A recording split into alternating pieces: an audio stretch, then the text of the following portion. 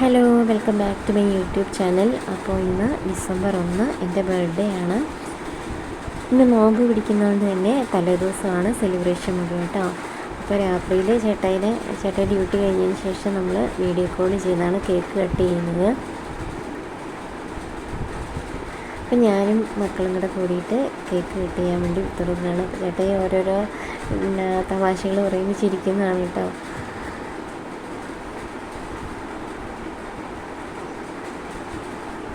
ഈ ഒരു വർഷം എല്ലാ അനുഗ്രഹങ്ങളും തന്ന് എന്നെ ഒരാപത്തിലും പെടുത്താതെ ഇത്രയും നാളും കാത്തു പരിപാലിച്ച ദൈവത്തിനോട് ഞാൻ നന്ദി പറയുകയാണ്. ഇനിയും അടുത്തൊരു വർഷം കൂടി ഈ ഒരു രീതിയിൽ മുന്നോട്ട് പോകണേ എന്ന് ആത്മാർത്ഥമായി പ്രാർത്ഥിക്കുന്നു. അജീഷിന് പോകുന്നത് കറക്റ്റ് ക്ലിയർ ആവുന്നില്ല.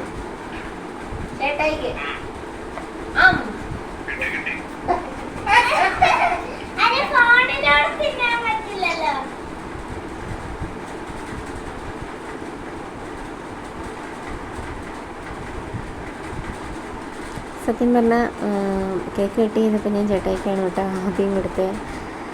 പക്ഷേ എല്ലാവരും ചോദിക്കും മക്കൾക്ക് എന്തേ കൊടുക്കാത്തതെന്ന്. പക്ഷേ ചേട്ടായി അല്ലേ, നമുക്ക് ചേട്ടായിക്ക് ശേഷമാണല്ലോ മക്കൾ വന്നത്.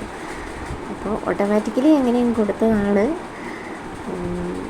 എന്താ പറയുക, നമുക്ക് വല്ലാത്ത മിസ്സിങ്ങാണ്. നമ്മുടെ ഹസ്ബൻഡ് അടുത്തില്ല എന്നുണ്ടെങ്കിൽ നമുക്കത് വല്ലാത്തൊരു മിസ്സിങ് തന്നെയാണ്. പിന്നെ ഇത് ചേട്ടായി എനിക്ക് ബർത്ത്ഡേ ഗിഫ്റ്റായിട്ട് തന്നാണ് കേട്ടോ.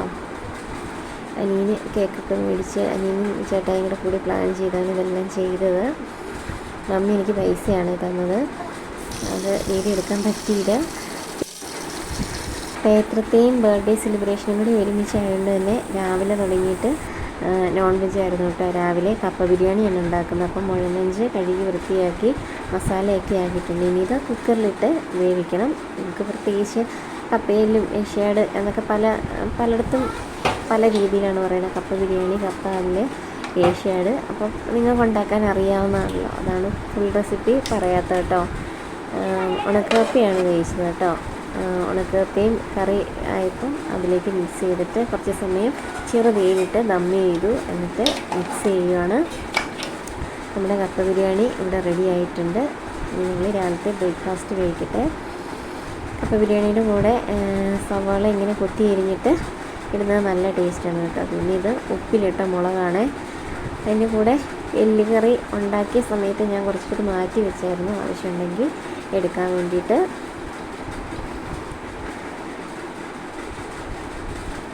ഈ കപ്പ വേവിച്ചതിൻ്റെ കൂടെ കുറച്ച് അതിൻ്റെ ഒരു ഗ്രേവിയും ഒക്കെ കൂടിയിട്ട് ഒഴിച്ചെന്നേ ഉള്ളൂ. അതിൻ്റെ മേലെ കുറച്ച് സവാള കൊത്തി എരിഞ്ഞും പിന്നെ അച്ചാറും കാന്താരി മുളക് ഉപ്പിലിട്ട് അങ്ങനെ കൂട്ടിയിട്ടാണ് കഴിക്കുന്നത്. നല്ല അടിപൊളി ടേസ്റ്റായിരുന്നു. ഞാൻ ഉണ്ടാക്കിയെന്ന് പറയില്ല, നല്ലതായിരുന്നു കേട്ടോ. ഞങ്ങൾ അങ്ങനെ രാവിലത്തെ ബ്രേക്ക്ഫാസ്റ്റ് നല്ല രീതിയിൽ കഴിച്ചു. ഇനി 25 ദിവസം നോയമ്പാണ് കേട്ടോ. 1-ാം തീയതി തുടങ്ങിയിട്ട് നാളെ തുടങ്ങി നോമ്പാണ്. അതുകൊണ്ടാണ് ഇന്ന് സെലിബ്രേറ്റ് ചെയ്തതും. പിന്നെ ഉച്ചയ്ക്ക് ചിക്കൻ ബിരിയാണി ആയിരുന്നു.